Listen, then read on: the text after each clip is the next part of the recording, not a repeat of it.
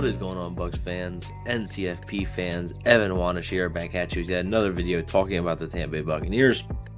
And today, we're going to be going over studs and duds from the Buccaneers' Week 17 loss to the New Orleans Saints by a score of 23-13. A golden opportunity to clinch the NFC South, right, at home, clinch your division for the third straight season against really a hated rival, and they just fell flat. The offense, the defense, it all fell flat, and they were not able to really get much production from either side of that football, especially the offense.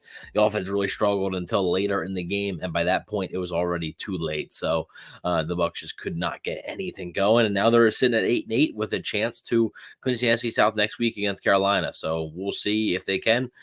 Hopefully they can beat a pretty bad Carolina team, but we'll see. But with that being said, let's get right into the studs and duds, which last few weeks there's been a lot of studs and not a lot of duds. This week is going to be a little bit different. I don't know how many studs you're going to find here, and you might get a lot of duds. So our first stud, though, is going to be Chris Godwin. And while he wasn't as involved as he should have been, right? I don't even know if he had a target in the first half. He made an impact because he made an impact play. 3 catches, 81 yards, and a touchdown, a 47-yard touchdown. First Chris Godwin late in the game. And it's good to see Chris Godwin become a more explosive player there. Just think the Buccaneers need to get him more involved early on, and him not having any targets is just inexcusable. And the offense needs to figure out ways to get both him and Mike Evans involved, not just one or the other. Get them both involved in this offense, because I think the offense just runs so much better when both Chris Godwin and Mike Evans are going off. So with that being said, I do think that Chris Godwin is a guy that showed out on Sunday. He was one of the few on offense I thought played well. There's a few others, like I think Trey Palmer deserves an honorable mention. He would have been on the studs list had he not fumbled that ball late in the game, but he had 4 catches for 84 yards, was the team's leading receiver, and also had a touchdown. So had he not fumbled that ball, he would have been on the studs list, but he'll get an honorable mention. We're going to move on. We are going to move on. That is all for the studs on offense. We're going to move on to the defense. We're going to say Levante David, 11 total tackles, 6 assists, blew up a couple plays, and I thought Levante played a pretty good game, but ultimately, not enough on defense, and there wasn't enough pass rush. There wasn't enough in the secondary, just not enough production on this defense, and unfortunately, for the Buccaneers, you need more, and you need more out of your guys that you're paying a lot of money to, like Shaq Barrett, Vita Vea, and then also guys that have a lot of stuff to prove, like Devin White, Joe Tryon-Shoyinka. You need more from those guys. Obviously, I know Shaq Barrett did not play in this game. I think that hurt the pass rush, but Shaq Barrett has been disappointing this year too. So the pass rush, the Bucs only had 1 sack, and it was, if you remember, it was that weird one where Derek Carr was rolling out and kind of threw the ball away, but he was out of bounds. Marquise Watts was actually credited with that sack, but Levante David is my lone stud on defense. So we got 2 studs for the entire game. That tells you what type of game it was for the Buccaneers. We're gonna go in the middle now, because I'm gonna talk about Baker Mayfield. If you eliminate the last 10 minutes of the fourth quarter, he's a dud, because he just, the offensive play calling wasn't great, but he didn't help himself either. Missed a couple of throws, had a poor decision and throw on the interception. Finished 23 of 33 for 309 yards, 2 touchdowns, 2 interceptions, passer rating at 91.6. The stat sheet shows a pretty good day, but when you watch it, he wasn't as sharp. Also held onto the ball a good bit, which he's done this season, but it seemed like it was more prevalent or more noticeable, I guess I should say, in that game against New Orleans. But yeah, I do think Baker Mayfield deserves to be in the middle. So let's go to the duds. Our first dud's going to be Rachaad White, and Rachaad White has been really an effective weapon for the Buccaneers lately, but today, or I should say Sunday, was just not good. 11 carries for 42 yards. Really, anytime the Bucs tried to run the ball, they just couldn't do it. 3.8 yards per carry on average is not good enough. And as long as 16 yards that he proceeded to fumble the football on. So that was his long, and just a poor day for Rachaad White.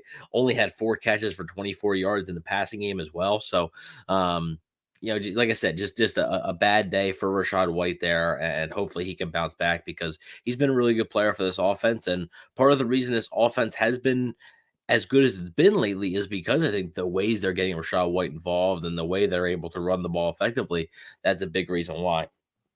So we're also going to go with Anton Winfield Jr.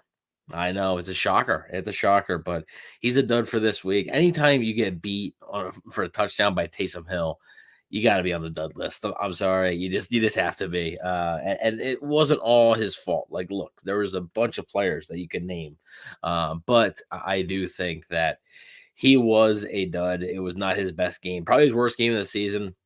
Doesn't really change the fact that he's having an incredible season and he's a fantastic football player. But for this game, he wasn't as good and wasn't really himself, I don't think. The entire team didn't look like themselves, honestly.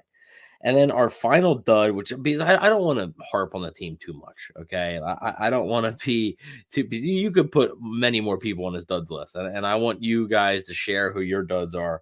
But I'm going to say Jake Camarda. Jake Camarda was disappointing. And we're talking about Anton Winfield Jr. and Jake Camarda as two guys who have been really good, consistently really good for the Buccaneers so far this season. And just was a bad day from Camarda. Had a couple of punts. His average on his punts was 41.4 yards and had a couple of shanks. And really, when you're talking about playing the field position game, Camarda definitely didn't help. So the studs, few and far between. The duds, a few more. Like I said, could have named a couple more. Didn't really want to harp on it too much, but look, the Bucs got to bounce back. They have a golden opportunity here. They still control their own destiny. It is they don't need help from anyone. It is winning you're in, losing you're out. That's basically it. And we will see what path they take. And we will have to wait and see what team shows up in Carolina, because the team that showed up against New Orleans looked unmotivated and quite frankly unprepared, which brings me to my final dud, which I almost forgot. This was the biggest one, actually, which is crazy. I forgot. The dud is the entire coaching staff, because this team looked unmotivated and unprepared. And to me, when those two things happen, it falls on coaching. It seemed like they knew that this game really wasn't gonna do much, because they knew they weren't gonna get eliminated. Right, all they had to do was beat Carolina the following week, and they'd make it. That's not good enough to me, at least. Especially when you're at home, you're against a hated rival. You have a chance to sweep that rival for the second straight season and end their season right there. If the New Orleans Saints lost right there, they would have been eliminated from playoff contention. And you come out and it seems like, I'm not saying that they weren't trying. It just seemed like there was one team there that was fighting for every inch, every blade of grass. And then the other team was the Bucs, who just simply weren't. So they were out coached, outmanned, out physicaled, and like I said, just looked unmotivated and unprepared to play this football game. So that falls on the coaching staff and Dave Canales, Todd Bowles. I mean, mostly falls on Todd Bowles, but Dave Canales also, with the play calls early on, especially sticking to it, the run. I mean, they were down 20-0 and they're still running the football. I understand you want to establish a run, but sometimes you just got to give it up and go with something different. And they just didn't do that. So those are the studs and duds for week 17. Let me know what you guys think. Who are your studs? Who are your duds? I want to hear what you guys think. Always curious to see if you guys like my list or you guys have your own list. Definitely appreciate all the support. We appreciate all the support on the channel, and I want to wish you guys a happy new year. And want to thank you all for the support on the channel throughout this entire season and entire year of 2023. It was a great year for the podcast, and we hope to continue our success here in 2024. Whether the Buccaneers win, lose, or draw, we'll always be here talking about it. So we appreciate all you guys for all the support on YouTube, anywhere you listen to a podcast. We appreciate it all. So thank you all very much. Please don't forget to like, share, and subscribe. And go Bucs.